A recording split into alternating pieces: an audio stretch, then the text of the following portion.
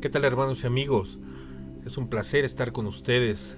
Doy gracias a Dios por la vida de cada uno de ustedes. Si eres creyente, doy gracias, y si no eres creyente, pido a Dios que escuches estas reseñas, porque estamos seguros que Dios tiene algo que decirte a través de ellas. Todos nosotros nos hemos sentido destrozados por nuestras faltas y no encontramos consuelo en nada, y por alguna razón estás aquí. Activa las notificaciones y comparte por Facebook, por WhatsApp, por Telegram. Ustedes son los mejores comunicadores para nosotros. Queremos que más hermanos y amigos nos conozcan.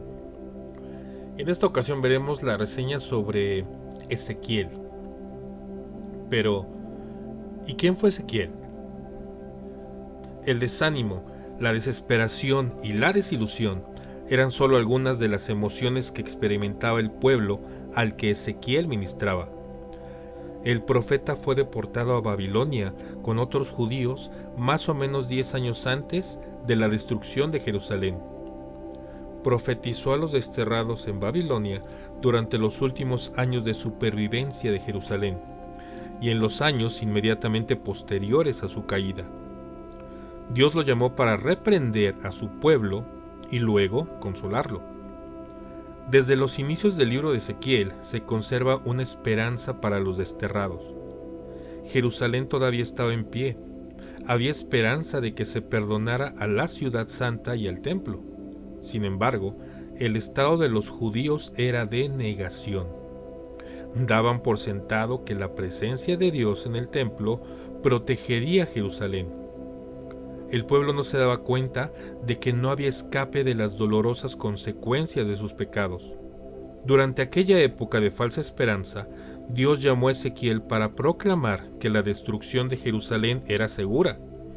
El pueblo debía comprender que sus pecados tenían consecuencias y que debían arrepentirse. Poco se sabe de Ezequiel, el hombre. Sabemos que fue un sacerdote que obedeció fielmente las leyes de Dios, y que el Señor lo llamó a ser un profeta. Comenzó a profetizar a los 30 años, 5 años después de que fuera llevado al cautiverio babilónico. Se estableció cerca del río Quebar, donde profetizó a los desterrados durante los años finales de la supervivencia de Jerusalén y en los años cercanos a su destrucción. El hecho de que Ezequiel dijera poco de sí mismo podría indicar su humildad. No hay duda de que la obra profética que Dios le encargó era humilde. Se lo llamó a dramatizar en público mensajes de Dios para su pueblo. En una ocasión se le dijo que se acostara sobre el costado izquierdo por 390 días para simbolizar los años del pecado de Israel, y luego sobre su costado derecho por 40 días para simbolizar los años de pecado de Judá. En otra ocasión se le prohibió llorar la muerte de su esposa de la misma manera que nadie lloraría Jerusalén después de su desaparición. El nombre de Ezequiel significa Dios fortalece, un nombre adecuado para este hombre y su mensaje. El profeta necesitó la fortaleza del Señor cuando llevaba una advertencia de castigo a un pueblo que no deseaba oírla. También transmitió un mensaje de esperanza fortalecedora después de la destrucción de Jerusalén y la pérdida de la esperanza israelita. Dios quería que su pueblo supiera que no escaparía a las consecuencias de sus pecados. El mensaje de Ezequiel pretendía romper la negación del pueblo, pero el Señor también quería que los judíos se dieran cuenta de que su misericordia estaba a disposición de quienes confesaran sus pecados y se volvieran a Él. El sufrimiento estaba diseñado para traer a su pueblo recuperación y no destrucción. Los mensajes de condenación y consuelo de Ezequiel también son para nosotros. Si tendemos a hacer caso omiso de los pecados en nuestra vida, sería sabio poner atención a esas advertencias. La negación solo produce sufrimiento y destrucción. Si nos hemos sentido destrozados por nuestras faltas y hemos vuelto a Dios en busca de ayuda, las palabras de consuelo de Ezequiel también están dirigidas a nosotros. El Señor puede reconstruir nuestra vida, por deshecha que se encuentre. Ezequiel tuvo una visión en la que Dios vuelve a ensamblar los huesos esparcidos y secos de su pueblo y les da vida otra vez. Él puede hacer lo mismo en nuestra vida. ¿Qué aprendemos de Ezequiel?